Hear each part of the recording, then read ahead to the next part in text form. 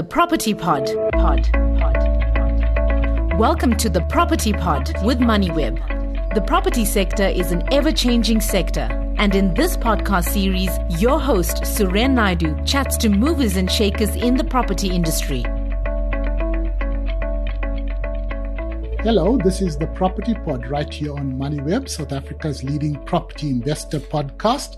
My name is Suren Naidu, and welcome to the latest episode where we are taking a look at the residential property market now and how it is doing. Joining me on the podcast for the first time is Koketso Mano, and she is a senior economist at FNB and also covers the residential market. Now, we've had a colleague, Sapamandla Mkwenazi, on the podcast a few times before, but now that we're having a video as well, we've got the fairest sex joining us on the podcast. Koketso, welcome to the Property Pod. Thank you for having me, sir, and it's a pleasure to be here. Now, you have taken over the Resi research beat, as it were, and are the author of the FNB Property Barometer. Now, I've got the one in March. Is the one in April done already?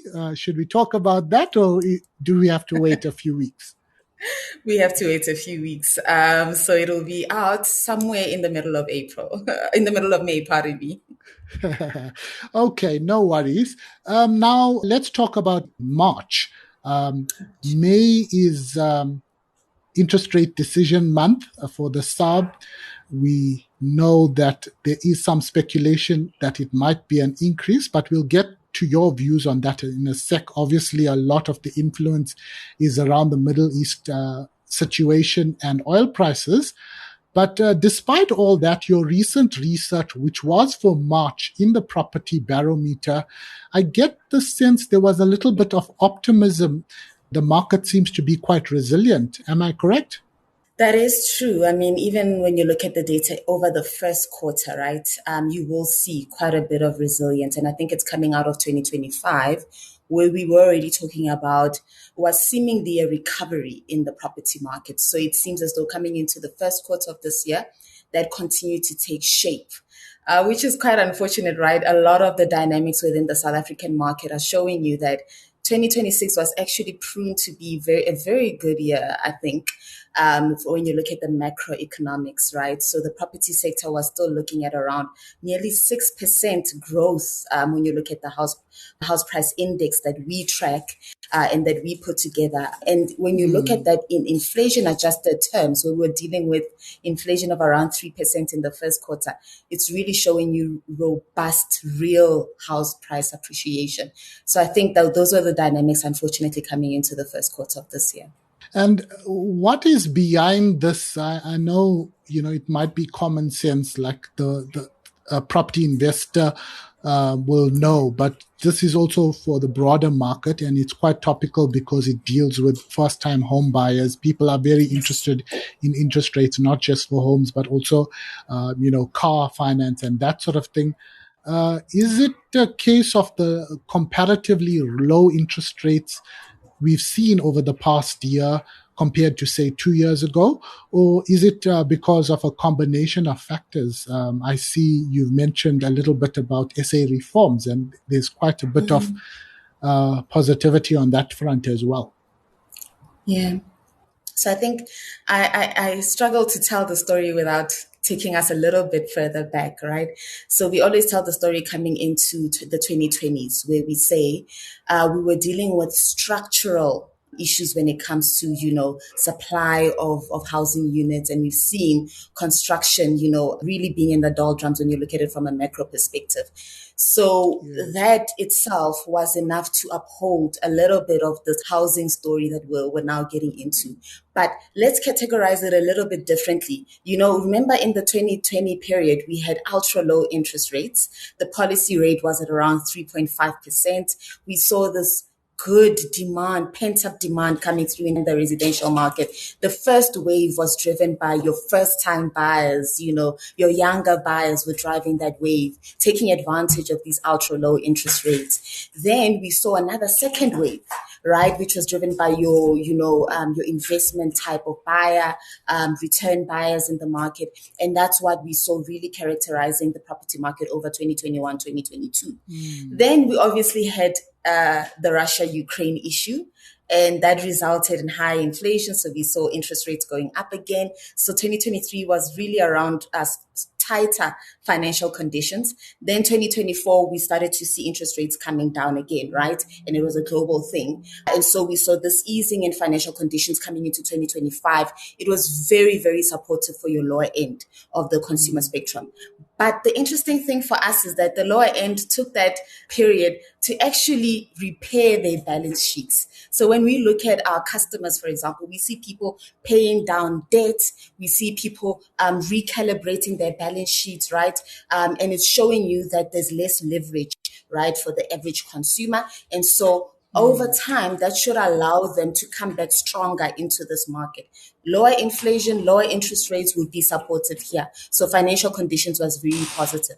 But there's a second thing that we saw in 2025.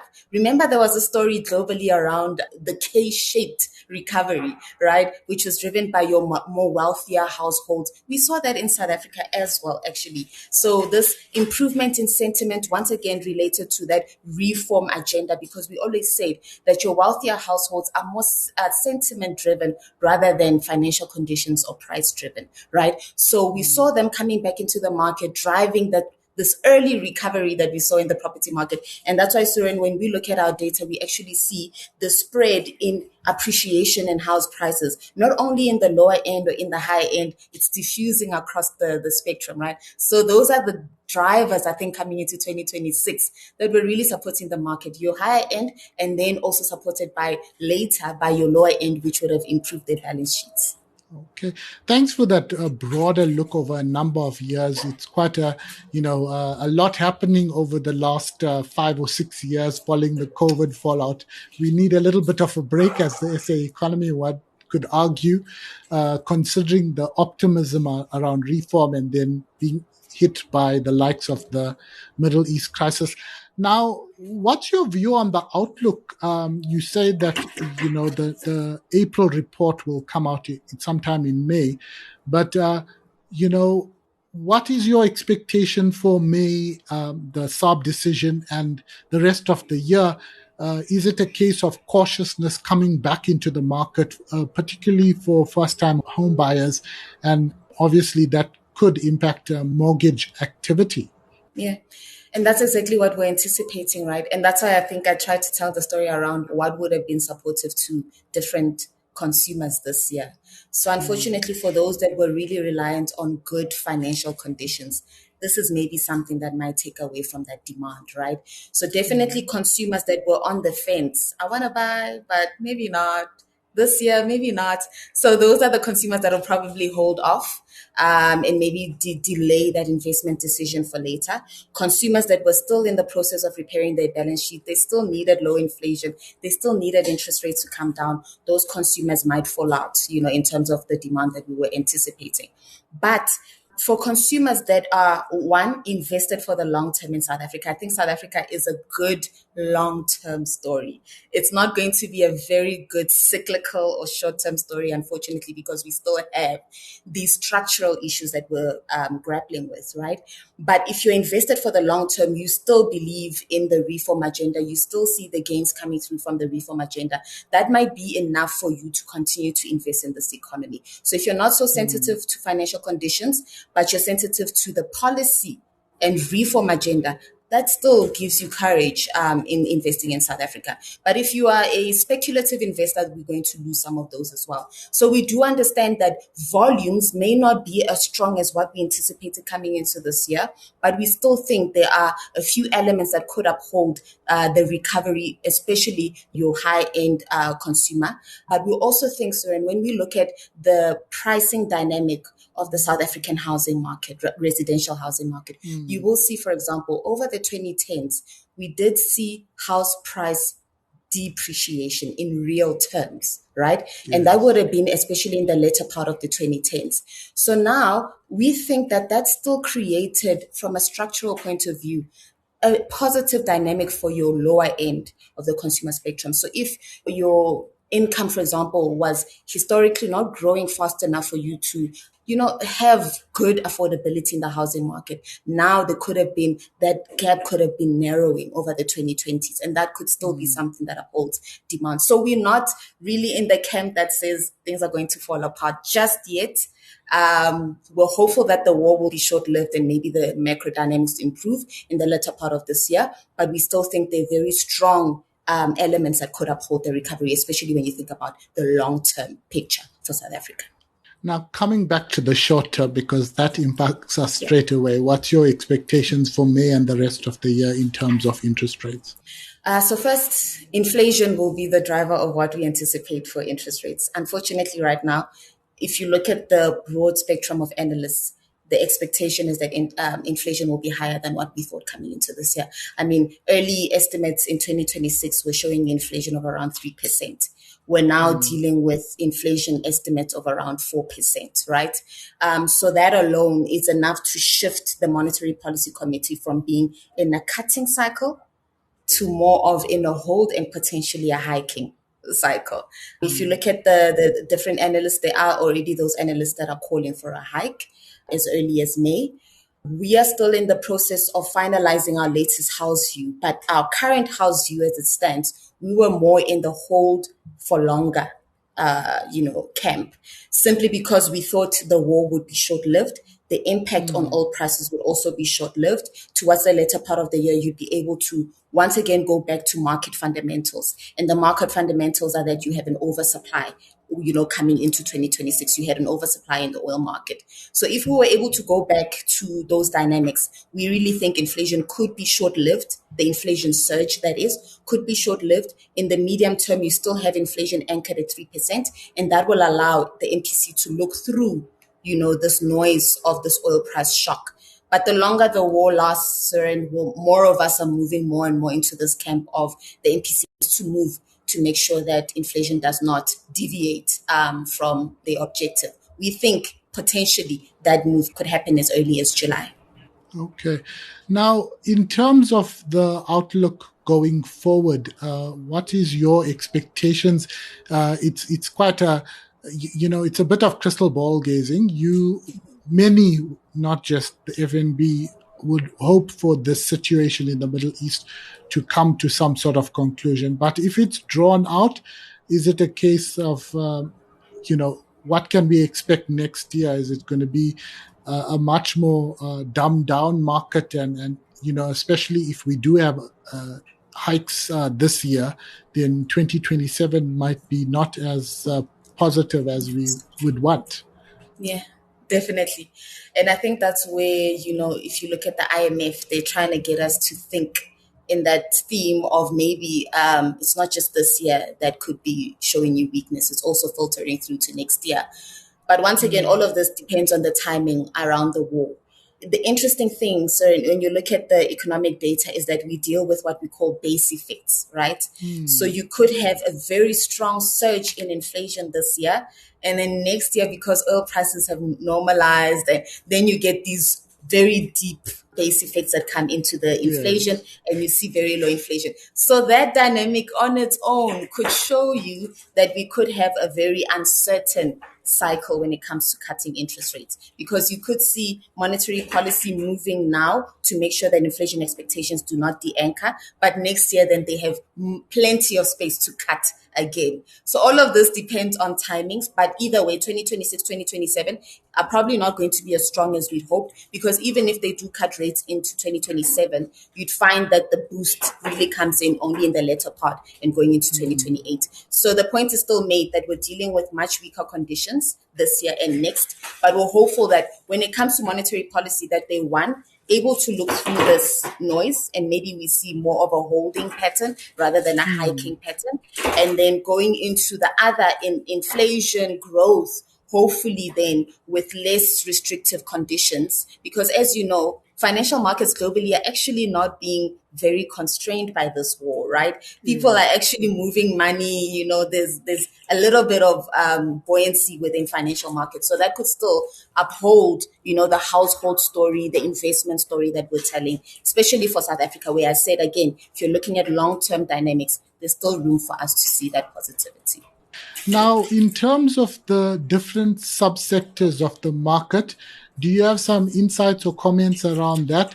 Obviously, you'll have your March research report and your April one being finalized. But in terms of, first-time home buyers and newcomers to the market, where is more activity expected to be, especially since you said, over the last 5 years, most sectors actually have become in a better position either by getting their savings and, debt in order. So they're in a better position, but, which part of the market would be a little, because even rich people might be a bit more cautious in this situation. Exactly. Sentiment for us will be a needle mover as well. So you're so right. Coming into this year, as I said, we thought the market would be, firstly driven by your higher end, then further supported by your lower end. But now with these financial conditions maybe not being so supportive, we think you might see much lower activity in your lower end. But here's the thing, Søren, that could mitigate some of this downside pressure, right? We also know that coming into this year, because of the expectations around financial conditions being good, growth being good, inflation being low, we actually saw the credit market turning, right? So we first saw it driven by corporates, for example. Corporates would have shown you when you look at the Reserve Bank's credit data, corporates were taking up a lot of credit. It was going to vehicles, but it was also going into other spaces. Households was mainly vehicles. But now we're actually already started to see that turn in the mortgage space as well. So we still think that, these underlying credit dynamics could be positive. Yes, you will see, for example, the financial sector pulling back, especially when you think about risks around this period. But, for example, we still have innovative credit offerings, right? Yes, we all know about the longer term bonds that have been supportive. FNB, for example, has this group buying mechanism that will also be supportive to affordability. Third, we've also just launched a new mechanism where we say if you are young, you recently entering the market, this is an easier way for you to think about property ownership. Don't worry about, your principal payments just yet. You're just paying towards your interest for the first 2 years. And maybe that helps you think about home ownership being a little bit easier and more affordable. So all of these credit innovations are also going to be supportive to especially first-time and young buyers. But the point remains that financial conditions, unfortunately, will not be as supportive as we had hoped. Well, it's interesting you say that around the financing side because there is quite a bit happening in the government, the gap housing space as well. Yes. I know they've changed the name of it, but there is quite a lot of, interest even from commercial players to kind of unlock that opportunity. Now, Koketso, before you go, I know you're not in the property finance side of FNB, but you will have some insight in terms of what's happening in the market. And the reason I mentioned this is because FNB recently signed a funding agreement for a development on the north of Durban to the tune of 800 million. And that's an upmarket estate, the Beechwood estate. In terms of residential activity, is it pretty much still in the Western Cape, or are you seeing a change where there is investment happening in other parts of the country? So I'm not necessarily talking about the finance side of the business because that's not your area, but in terms of where there's growing interest, and I don't want to put words in your mouth, but also in terms, not just in KZN, outside the boom of Cape Town, but also, in the economic hub, Gauteng, and potentially other provinces in South Africa. Sure. And you're speaking about that structural dynamic that we touched on earlier around supply, right? And I mean, if you look at the broad macro picture, we keep hearing really negative news when you look at, approvals of building. the other structural dynamic around building and civil construction sentiment, which we run alongside the Bureau of Economic Research, right? All of those indicators will show you construction remains in the doldrums. Yes, there's a little bit of improvement, but it's more on the corporate side rather than on the residential side. But what we continue to see when we speak to our estate agents on the ground, they are telling us, yes, this theme around semigration, where people were moving more and more to the coast, did take shape over that 2021 to 2023 or 4 period, and it would have really supported the Western Cape, for example. People are now finding the Western Cape a touch too expensive. So KZN is becoming that good alternative, right? If you're still looking for a coastal area and the likes. So we still think that will uphold demand within the KZN area. And that might also spur that construction activity as well. But when you look at Gauteng, for example, where there's actually been quite limited demand, and that's why initially you would have seen more price surge in the Western Cape, KZN, those coastal areas. But what we've seen, because Western Cape is becoming expensive, Gauteng is also becoming a good alternative if you're willing to go back inland, right? And also when you think about value for money, the cost of property and the likes, Gauteng is offering good value. So we think that might also support construction activity going forward.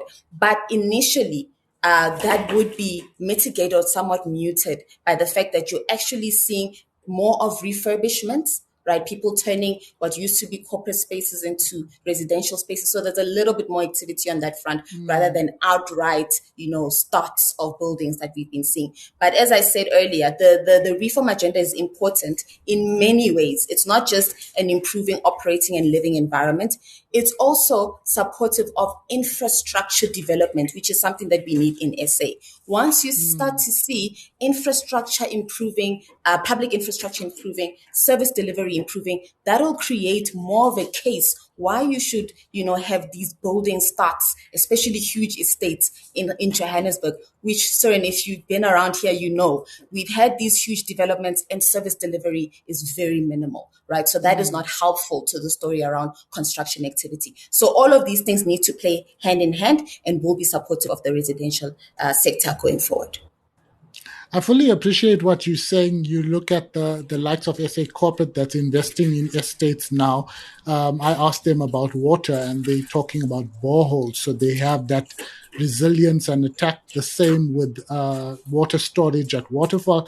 Now, is it a case, and it's probably you answering my question here, but there seems to be more interest though, yes, in terms of sheer numbers, you might not have the kind of building activity that happened, 10 years ago in Gauteng around Sandton and that sort of thing.